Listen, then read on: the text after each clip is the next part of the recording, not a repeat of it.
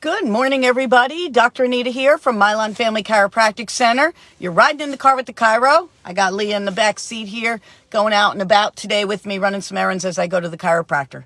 So our topic today is, do doctors collaborate on care of their practice members?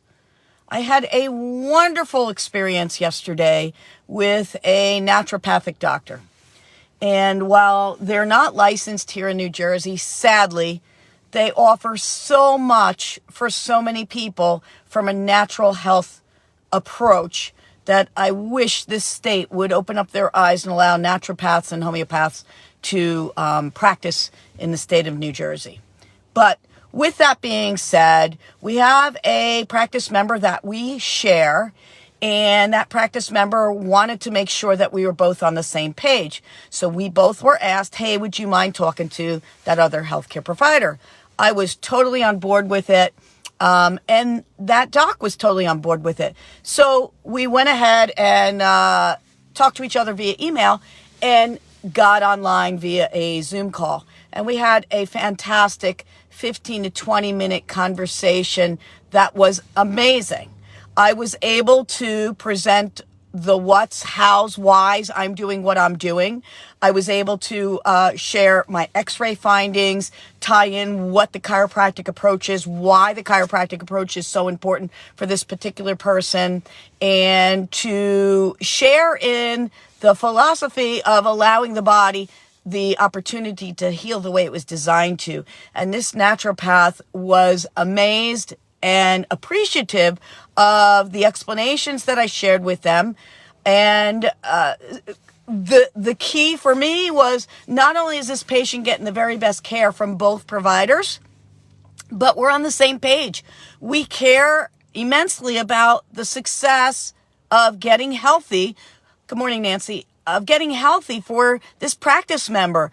And the beauty of it is, we work together. We're not working against one another. We're not saying, oh, well, don't do that. Don't do that. We're inquiring. Hey, so why did you suggest this?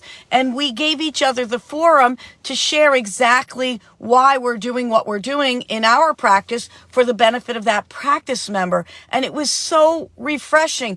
And at the end of the conversation, the doc says to me, she goes, Dr. Anita, man, I wish you practiced locally to me, because I would totally refer all of my patients to you for the structural work that you do in helping their nervous system. And I literally almost fell out of my chair. Now, I've worked in conjunction with many healthcare providers in my 30-year career. I work regularly with orthopedists. I refer to orthopedists regularly. We have working relationships for the best interest of our practice member.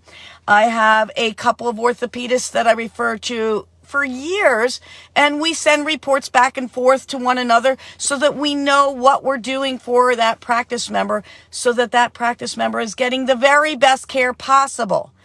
And I want to tell you folks out there that it is not uncommon for other practitioners to work with us chiropractors. I recall an incident where I was talking with a cardiologist. Yes, a cardiologist called me back. And we got on the phone and we talked about what our interest was for that particular practice member. And we were in complete agreement about what each other was doing. And the beauty is, the cardiologist says, you know what, doc? I go to my chiropractor every other week. I can't imagine not being under chiropractic care. So I believe in the work that you do. That's coming from an MD cardiologist. It is possible. They're out there. If you are my practice member and you need a referral to a medical specialist of whatever, there are a number of doctors that I quote unquote co-practice with, so that our practice members can get the very best care. And you deserve to have that arrangement. You don't deserve to have a doctor, no matter what their specialty is, put down that other healthcare provider. That is ridiculous. That is not in the best interest of that practice member. I will never, ever put down the practice of another practitioner. However, If that other practitioner is telling you you shouldn't see the chiropractor, that other practitioner knows absolutely nothing about what chiropractic does, what it is that we can do to benefit that practice member, and therefore they should keep their opinion to themselves if they've had a negative experience at a chiropractor. Listen, we've all been to a bad hairdresser. I'm not saying my hairdresser's bad. I just really need a haircut. We've all been to a bad dentist. I'm not saying that dentists are bad. I still go to my dentist. I just had to find good ones, right? We've all been to bad car mechanics, bad whatever. Does that mean you stop going? Have you been to a terrible grocery store? Yeah. Does that mean you stop buying groceries? No. You just find one that works for you, right? Same thing happens in the healthcare field. There are good and bad in every profession.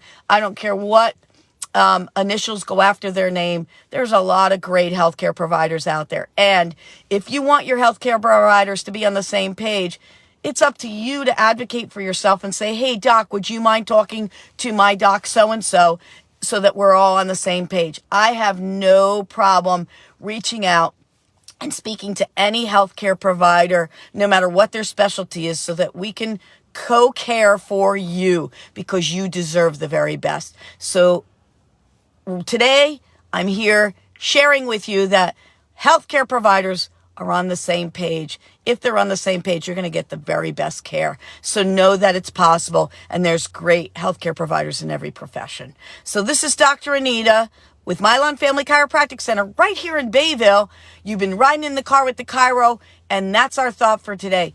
Can healthcare providers work together for the best interest of our practice members? Yes, we can, and we do, and I do it regularly.